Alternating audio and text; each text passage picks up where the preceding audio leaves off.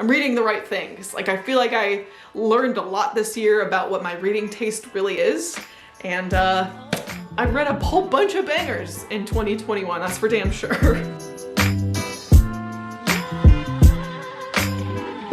Hello, welcome back to my channel. Welcome if you are new here. My name is Noelle. The 7 is my Enneagram type, and this is the best books of my entire reading year. The 21 best books I read in 2021, if you will. You know, come on. I've read so many amazing books this year, like so many, and I have the top 10 that are in order, which will be probably the second half of this video, in order from number 10 to number 1, the best book of my year. But I also have a equally large stack of honorable mentions. So it totals 21 because 1, we love like a cutesy number, right? But 2, I read over 30 5-star books in 2021. I think it was almost 40 5-star reads. Needless to say, I feel like I had an amazing reading year. Like, I just kept up my reading all year. I didn't make a video like this last year because I really only got back into BookTube, got back into my reading habit during the summer of 2020, and I didn't feel like I wanted to make a best books of the year because it only would have been half the year. So this year, I'm reflecting on 12 months of voracious reading, and we know that I can get a little bit wordy, especially gushing about books that I love. So the honorable mentions, I'm just going to briefly mention so that we're not here for 1,000 years. But know that I love them and treasure them, and there's just no way that I could put them all on like my top 10, but they're all fantastic, and these honorable mentions are in no particular order. Like, these are all equally honorable mentions. And then the top 10 is like, I did actually put in order, even though it was really challenging, but we love a challenge, you know, that's what we're here for. This is the content. I'm kind of stalling because this is a lot of books that I love and I want to do them all justice, but I'm just gonna dive into things, starting with the honorable mentions. The first is Sleeping Giants. My good buddy Rachel convinced me to pick this up. It's her favorite book ever, and it is so fun. It's almost a sci-fi mystery version of Daisy Jones and the Six is how I kind of think about it, because I read Daisy Jones before this. It's told in completely like interview style. The audiobook is fantastic for that exact reason. It feels like a really long podcast or something like that. This is already too long. I have too many books to talk about. It's a sci-fi mystery about these mysterious metal alien robot parts that are being unearthed across the globe, and the team of people solving that mystery. It's very strange, very interesting. The character work is so much fun because it's completely told in this interview style.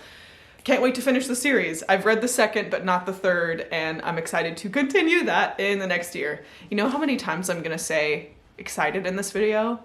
Let's not go there. Let's just not think about that one. Loved it. Next.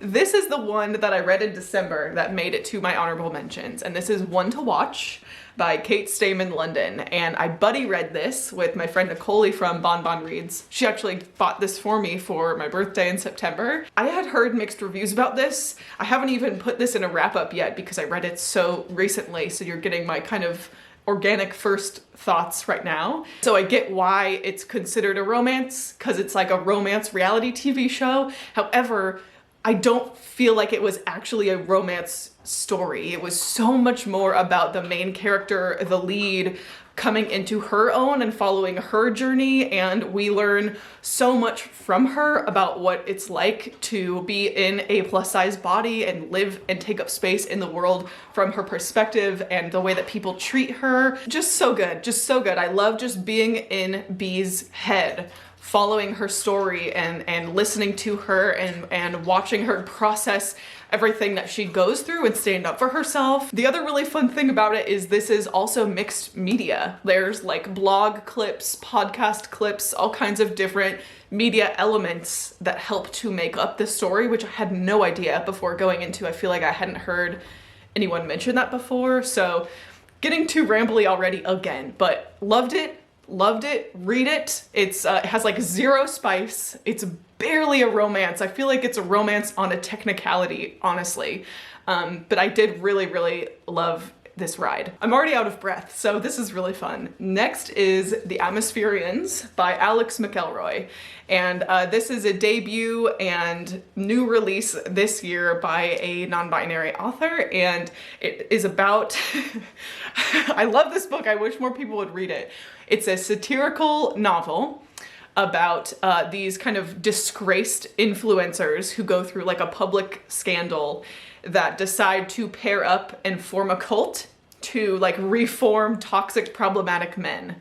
It's so funny, but so like thought-provoking and unique and interesting. Like I was laughing like out loud all the time. There's just so many good like one-liners and smart, clever jokes in here that are just kind of baked in like very subtly. Like I feel like good satire is meant to kind of mirror back to the reader some kind of irony about like the society that on the surface it's discussing, which is influencer culture, kind of like cult-like behavior, but through the book of a literal cult for problematic men.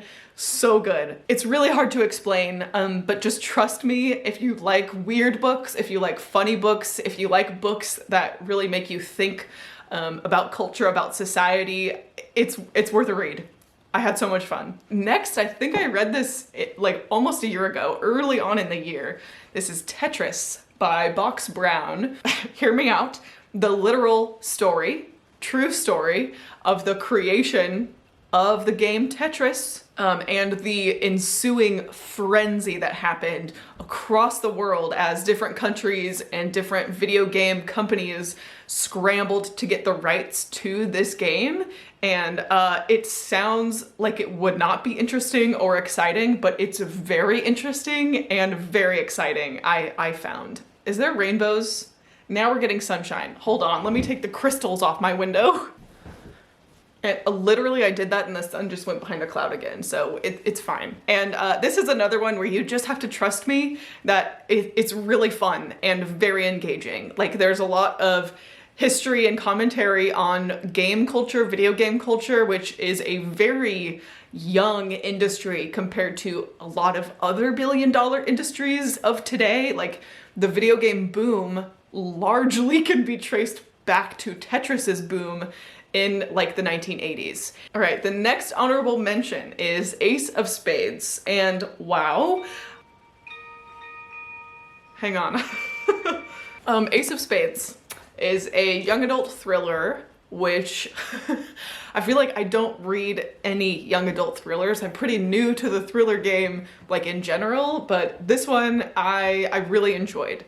It's about these two Black students at a private high school where things start to go very wrong for them, and this kind of mystery unfolds as to why are they being targeted? They're not really even friends at the beginning of the story, but they kind of end up banding together to solve this mystery and keep themselves safe. It is such a wild ride. There's so much good writing in here. I just really fell in love with both of the characters. Like it was so well done in my genuine, honest opinion. I had a great time. I would love to reread this and kind of pick up more of the like underlying commentary. Fantastic. Amazing. I will read literally anything that this author releases because it captured me that much. Next is another more recent read for me. This is The Book of Longings by Sue Monk Kidd.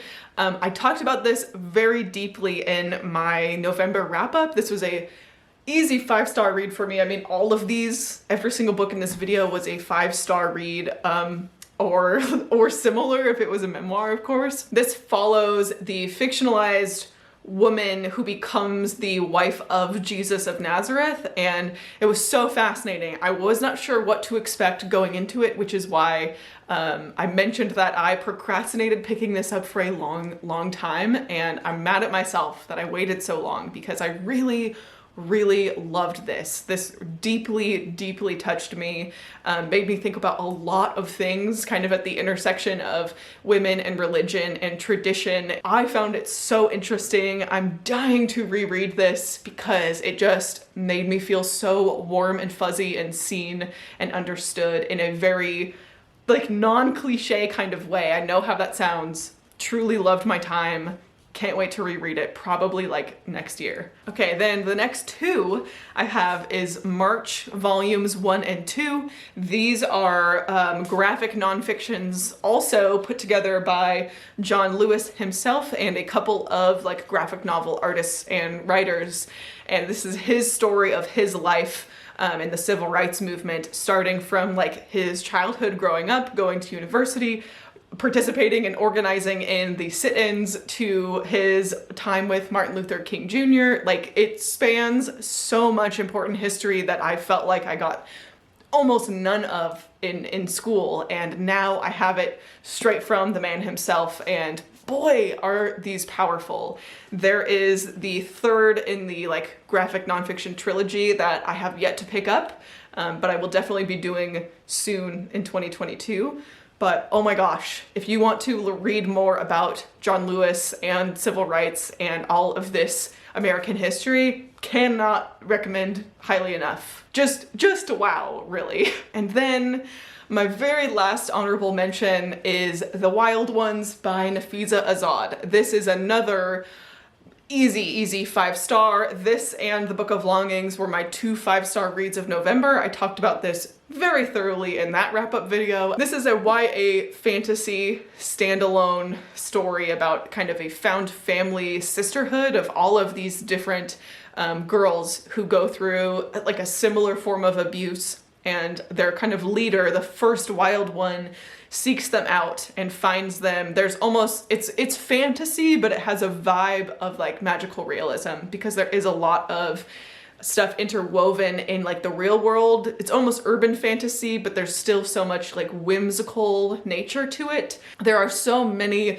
deep and complex on-page explorations of healing and support and unconditional platonic love and friendship, and also how to learn to trust and love after abuse. While I found the plot very, very good and very exciting, the richness and beauty of this book really comes from the character work and the writing itself and the description, and there's so many just good, poetic, gorgeous lines that I want to go back through and reread and highlight and tab and really treasure this and give this even more time because it left such a mark on me, and I will be happily returning to it hopefully very soon.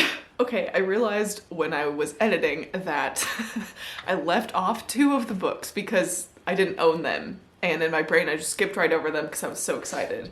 Next honorable mention is In the Dream House by Carmen Maria Machado. And this is like someone give this woman an award, because the way that this was written was so artfully done, and such a powerful way to look at this topic of abuse, especially looking at abuse within a queer relationship, because she talks a lot about how, oh, you know, you should just be grateful that this is socially acceptable, you know, for you to be engaged in such a relationship. So that's like even more isolating for her to go through. In the Dream House, like, looks at her experience in an abusive, toxic relationship through this ongoing metaphor of like almost like a haunted house. It's kind of has a lot of horror tropes, which is so interesting because I don't read like any horror, yet I loved this memoir and the way that it was done. I won't shut up about it. Fantastic. The last honorable mention, the actual last honorable mention, is Foundry Side by Robert Jackson Bennett. I read this early on in the year, like I think in the spring, and it is one of the most interesting and unique fantasy books that I've read and so thoroughly enjoyed. And I think it's because I would definitely classify it in the middle of the Venn diagram of like fantasy sci-fi. Like, it's definitely a science fantasy. You feel me? Our protagonist, Sanchia, she is a thief. She's kind of an outlaw. Beginning of the book, she endeavors to carry out this big heist. And then the rest of the book is like putting people together to carry out, you know, these other jobs and other things going on. There's a lot of really interesting lore and world building. I thought the characters were very rich and all pretty morally gray. Like, I had a really fun time.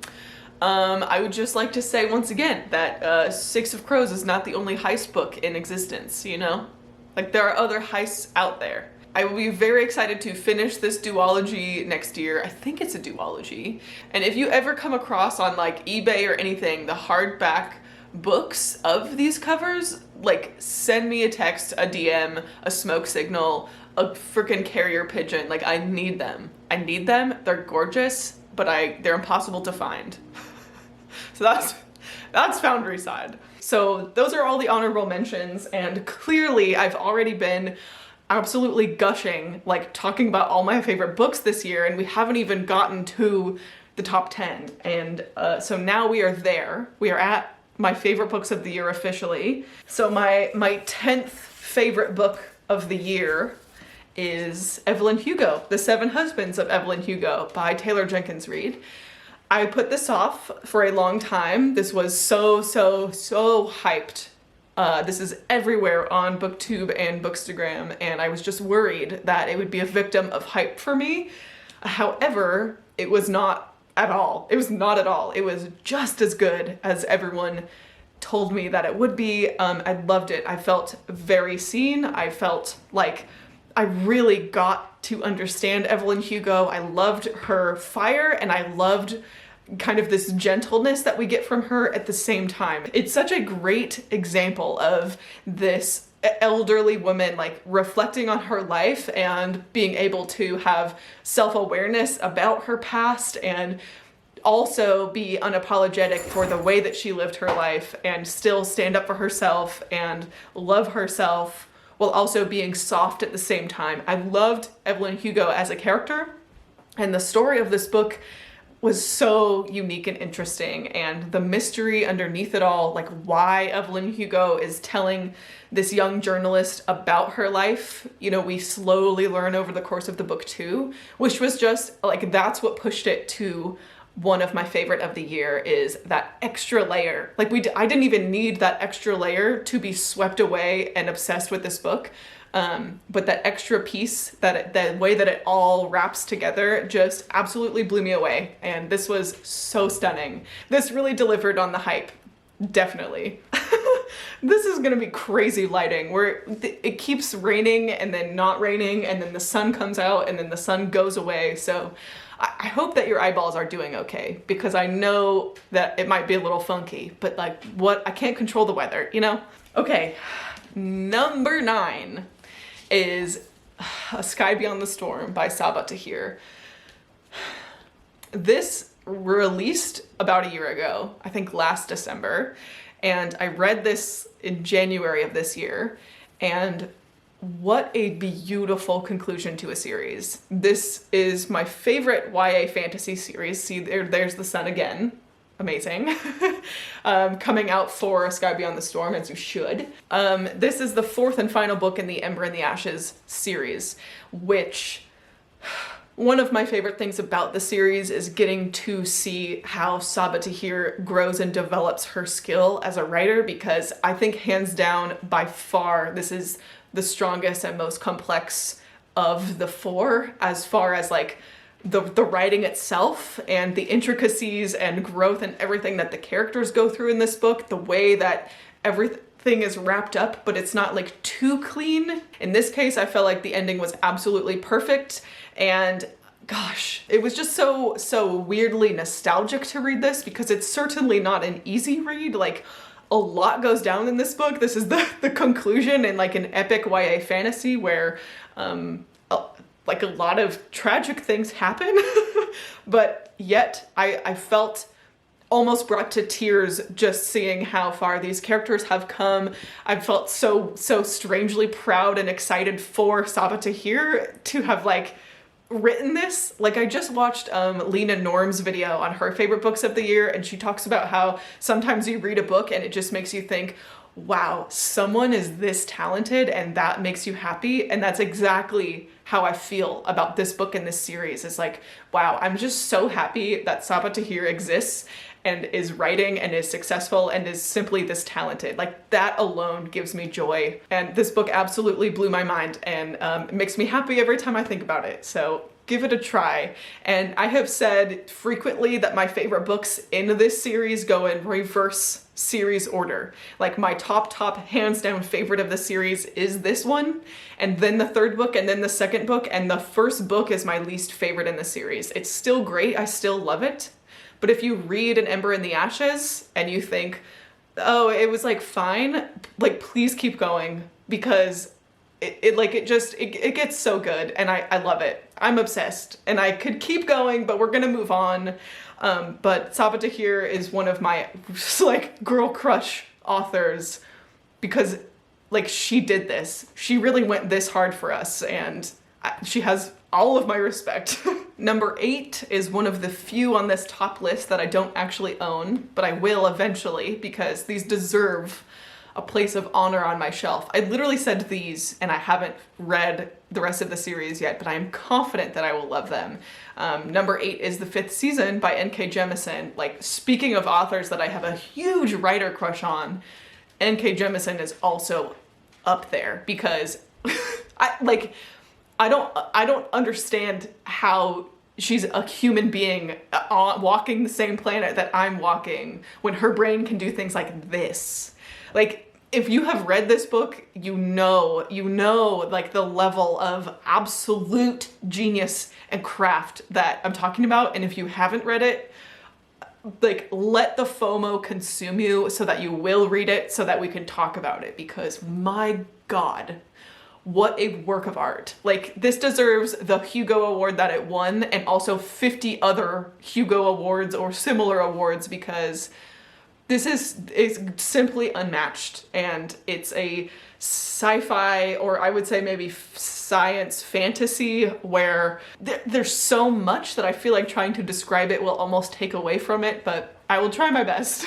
There's this fantasy world where there are these seasons called fifth seasons, where like something dramatic, like a natural disaster or some kind of something, happens to make the world end. So every 5th season is like a world-ending crisis of some kind.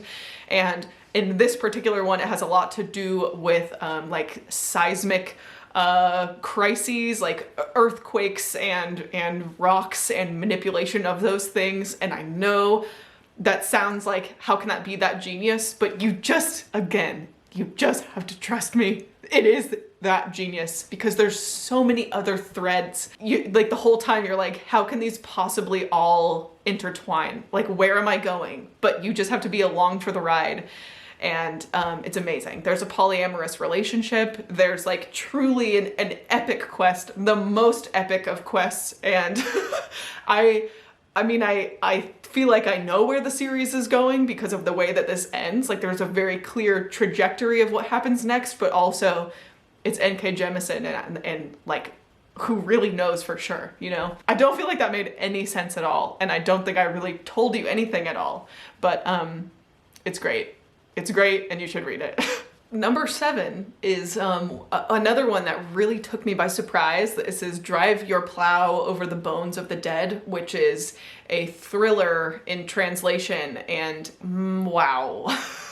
I listened to this on audiobook, and I want to reread the physical book as well to try and pick up some of the other clues and things that I feel like I missed the first time through. I also went into this knowing absolutely nothing other than it was kind of an atmospheric thriller. I didn't even know it was a thriller. I knew it was like an atmosphere about like a sweet old woman, and that was it. And I just had faith, and I went along with it, and I loved every single second of it. Every single second of it. It had me guessing, it kept me engaged and clueless the entire time.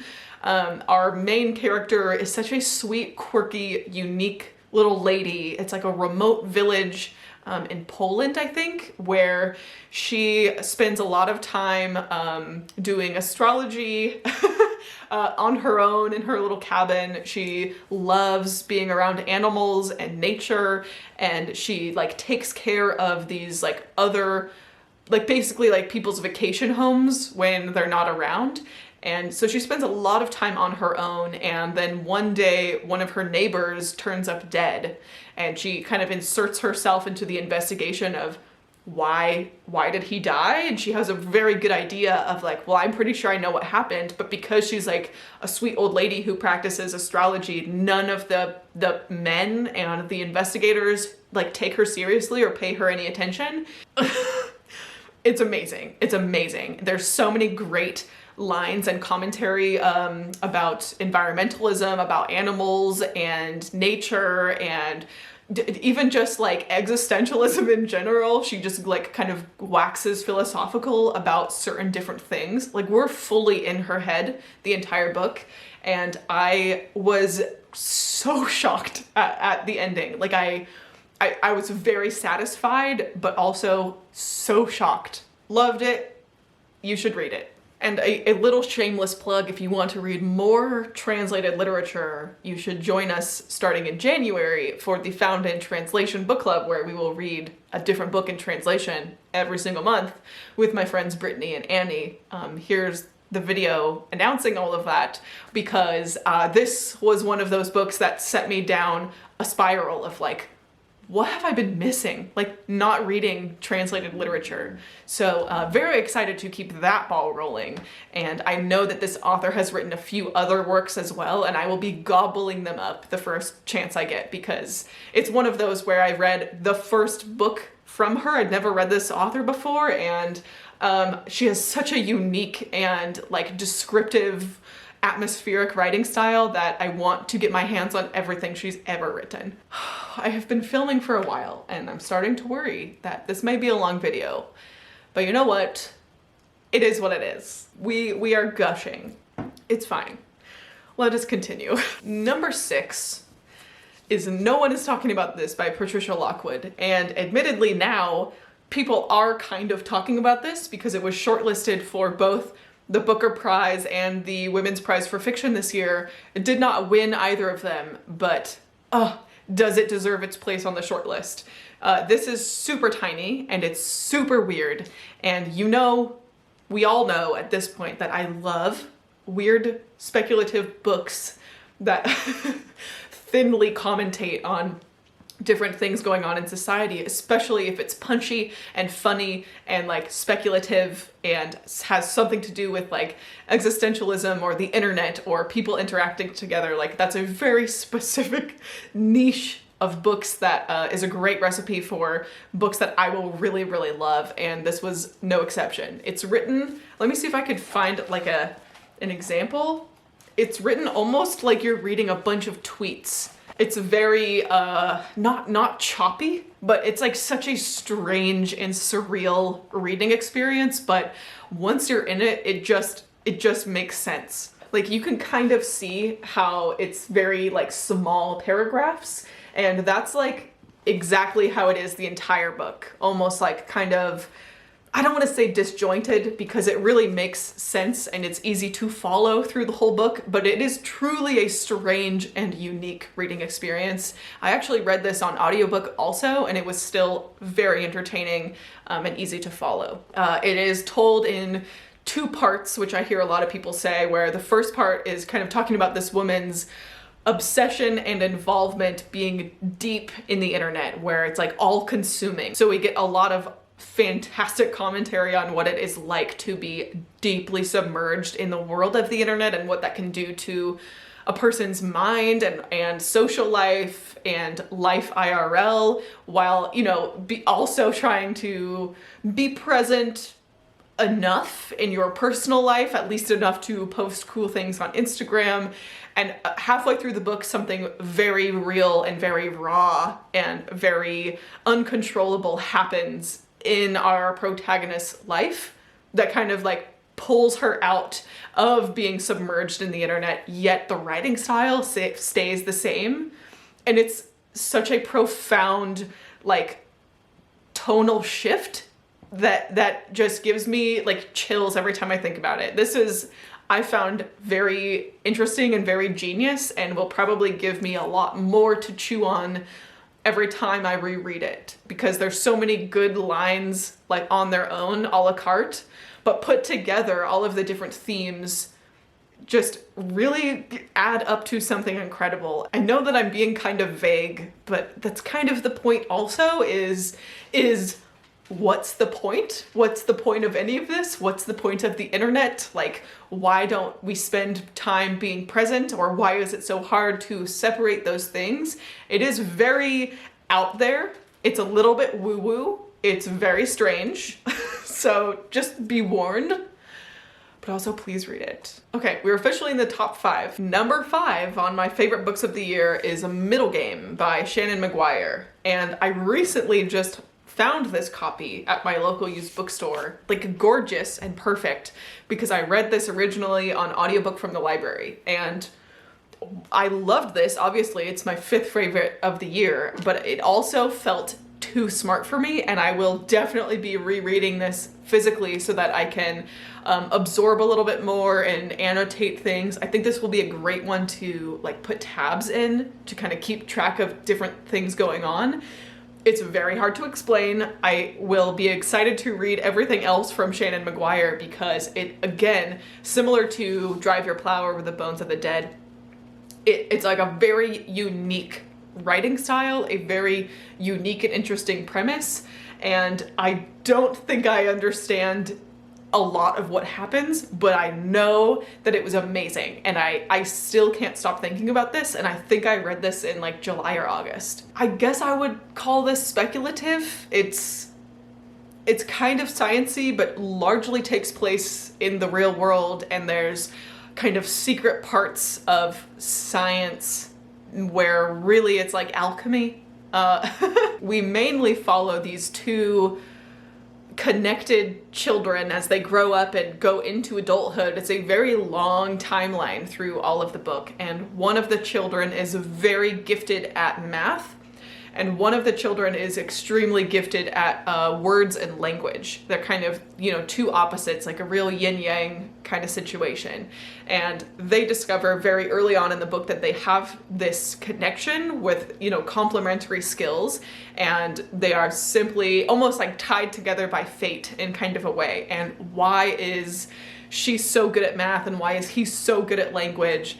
It's a real sprawling story of their two lives on like a very small surface level, but at the exact same time there's something very large and very high stakes going on that they, for most of the book, don't really realize that they're wrapped up in, but you as the reader know that something is going on because there's little inserts and like vignettes from like a different point of view every once in a while, and it's this mystery where the fire is just turned up a little bit more and more every single chapter, and the end is absolute chaos.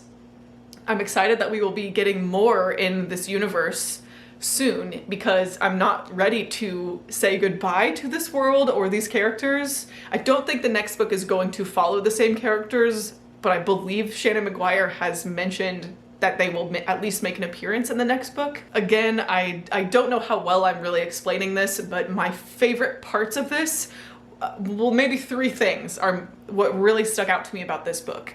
1, amazing portrayal of like sibling relationships, particularly adult sibling relationships, and how siblings can like navigate being adults and being different people, but still like loving each other, even if it feels complicated sometimes.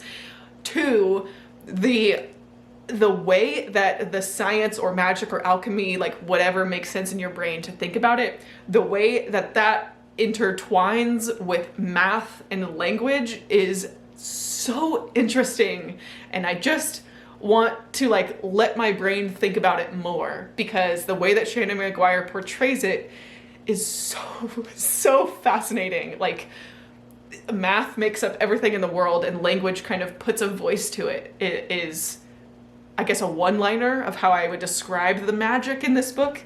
Amazing, dude. Amazing. And the third thing is alchemy. Like, if you have any other books where alchemy is like an underlying theme that drives everything, please send those recommendations to me, because that is something that I found so interesting and like weirdly refreshing to read about, like an alchemy based science magic system kind of a deal. I loved it. And the way the pacing works with such a broad timeline, amazing. Like a work of art. Easily a work of art, and also one of my favorite covers ever. So that's just works out for me, that I get to have this beautiful book, and it's also so beautiful and well done on the inside too. Incredible. Okay, we're probably getting to the point where you can guess what the rest of these are, if not the exact order, but the number 4 is Black Sun by Rebecca Roanhorse, and this is the first in a new adult epic fantasy series, where the second book comes out early next year, I believe, and I am literally counting the days because this ends on real cliffhanger, and I just need to be back in it. I mean, I will probably want to reread this before then, because there's so much that happens, and it's so juicy and immersive and unique and vivid, and I loved it. I loved it. And I know that that's getting repetitive, but that's why you're here. These are the best books I read. This is a fantasy series by an Indigenous author based on Indigenous history and culture and tradition, and it is so beautiful. Like the way that she writes, it's like so refreshing not to have a Eurocentric, vaguely medieval fantasy. Amazing. First of all, you know, like checkbox number 1. 2, it's split into 4 POVs, and a lot of times the risk with a story like that, especially a big fantasy where you have 4 different main POVs, is that you get attached to 1 or 2 of them and the others you don't care about. And I did not feel that way at all with this one. Like, all 4 of them were so different and individualized, but at the same time, like, I was so attached and rooting for each of them, and each have such a different arc and different history and different goals and a different place in the story. And this again, like, how did this come out of someone's brain? It's amazing, amazing. And I can't wait to see where the series goes, because like a lot of fantasy series, I feel like this really served as like the full setup for what will be a big sprawling fantasy series. So I feel like as much as I loved this one, I feel like shit is really about to hit the fan, like, going forward in the series, and I'm here for it. Like, let me have it, Rebecca. Give it to me. Number 3, as my light goes away for good now, we can do it, we can make it. Number 3 is The Rose Code by Kate Quinn. You know the top 3, I feel like, if you're familiar with my channel. The Rose Code, listen. This I read an arc of on my Kindle over the summer. It was the end of May. It was when I was visiting my best friend from college for her birthday. So I know exactly the dates of the year that I read this. And this was one of the first historical fictions that I read this year that exploded my brain and opened me up to be excited about more historical fiction. And to that, I am eternally grateful, because I didn't realize, like a silly goober, what I have been missing out on in historical fiction, you guys. So, it's almost 700 pages, I think, and maybe I just didn't notice that because I read it on Kindle, so I wasn't holding like a gigantic book, but I really feel like I just didn't notice because it was just that good. Like, usually long books really intimidate me, and I flew through this in like 3 days. So first of all, wow. Second of all, the premise of this is amazing, and the execution is even more amazing. It follows 3 women during World War II stationed in a secret intelligence base in England called Bletchley Park. And each of the 3 of them have a different task, a different skill within the military base, intelligence base, and it's all obviously top secret, so they can't talk about it with anyone outside of the base, even in their personal lives. So there becomes this like a theme of, oh, you should be helping the war, and these people can't even be like Well, I am. They just have to say like, oh yeah. And it's told in two timelines. One is like during the war, where they're actively carrying out their roles within Bletchley Park. The other timeline is a few years after the end of the war, where one of the women, you don't know which one for most of the book, one of the women is locked up in an asylum, and you don't know why, you don't know who, and so you're slowly uncovering that mystery while also like learning about the wild, genius, amazing things that they do every day on this base and within like the intelligence code cracking, all the different logistics that go into it. Each of the three women is so different and has such a clear, distinct personality in my mind still over 6 months after I read this. There are parts of this book that completely broke me. Like, it is a great example of a wartime historical fiction that is not remotely romanticized.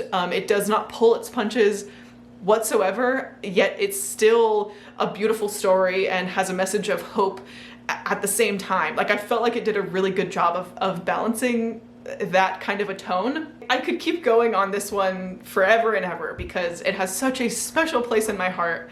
But instead, I will just leave it up to you to go and read it and enjoy it and report back to me, as I expect you to do, because you know those memes on Instagram where it's like, my DMs are always open if you want to talk about X book? Like, if you want to talk about the Rose Code, my door is always open, any day of the week, you know? Okay, number 2, any guesses? Number 2, my second best book of the year, is Amari and the Night Brothers by B.B. Alston. Like, let me just take a second. Can we just get a moment of silence for how good this book is? You guys, this is the first in a new middle grade fantasy series, and holy shit, and I am so glad that I read it. I'm a little heartbroken that it didn't win the Goodreads Choice Awards, but that's okay. We're crying through the pain. Live, laugh, love, you know? One of my favorite books ever, my favorite series ever, is Molly Moon, and the first is Molly Moon's Incredible Book of Hypnotism, which is a YA sci-fi series. And I never thought that I would find a book that made me feel like I felt when I read Molly Moon for the first time. Like, me as like a 10-year-old maybe reading Molly Moon is such a untouchably magical memory and experience that I have in my mind, and I have reread that series more times than I can count, that I really thought that nothing could ever come close to that for me.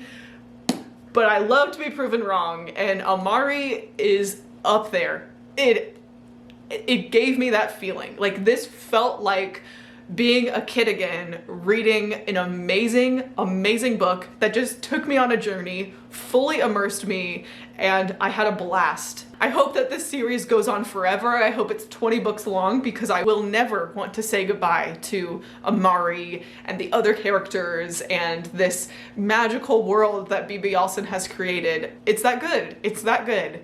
And I don't want to say much about what Amari is about if you don't know. First of all, what rock have you been living under? But second of all, the part of the magic is just uncovering and learning with Amari as she discovers this hidden world of magic.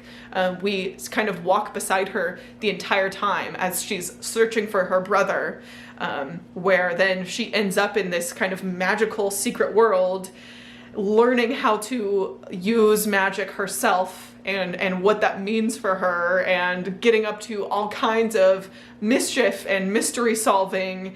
The stakes are so high, the messages are so good, the magic is so well done, and I loved it. So good. This is the best novel that I read all year. Like, the best fictional book I read all year is Amari, because the next book is nonfiction. So I'm gonna cry. I'm gonna cry thinking about how good this is. So I'm gonna put it down. But it was very, very, very good. That's it. That's it. And lastly, I feel like I just kind of spoiled what it is, but the number one best book that I read all year is Cultish by Amanda Montell.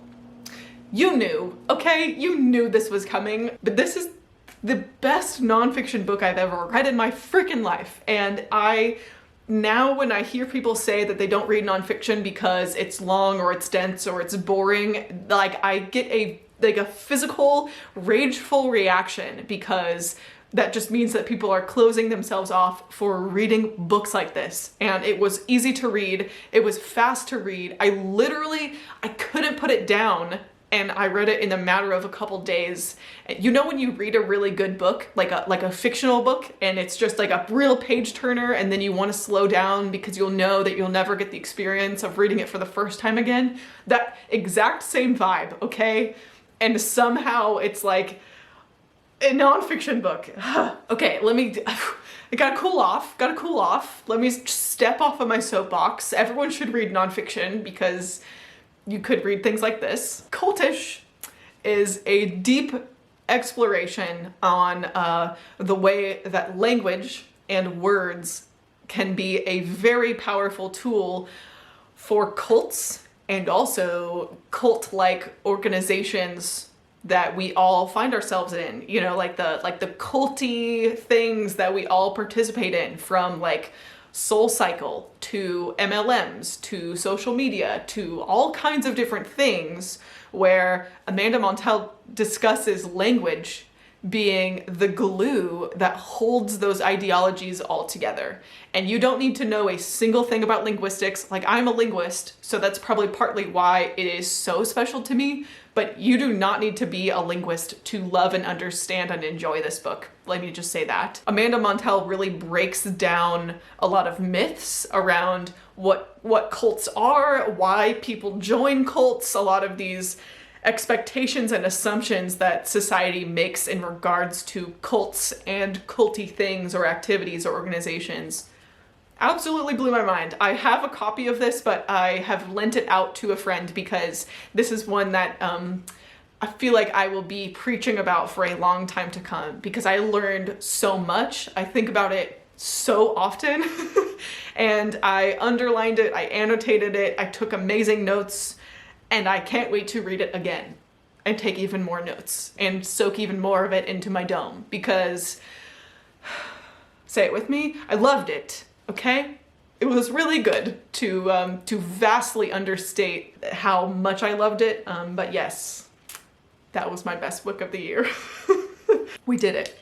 We made it. I have been talking, screaming at you for a very long time now, and I apologize because I definitely felt myself get a little bit excited the last 20 minutes or so, but gosh, like, these are my favorites for a reason, and I feel so excited and happy to have read all of these this year. It just gives me like anticipated excitement for all of the amazing books that I will read next year. Like, I don't know what they are yet, you know, but I can't wait to discover them over the next 12 months and make another video, hopefully, like just like this, gushing for probably, I don't know, 40 minutes about all of them. I don't think I can hold up all of these, but I'm gonna try. I'm gonna do that for you. Here's some of my top 10, the ones that I own. Oh man, this is hard to do with nails on, let me tell you. And here's the other half of those. Wow. Okay, this feels like a lot. You know, I'm really happy that I loved this many books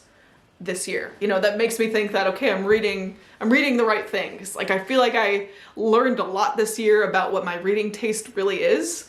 And I read a whole bunch of bangers in 2021, that's for damn sure. Thank you so much for watching this video. I would love to know if you have read any of these 21 books, what you also thought of them. That is so interesting to me. That's why I'm on this platform, is to talk about books with cool people, especially books that I love with cool people, even if you didn't love them. Like, let me know all your thoughts.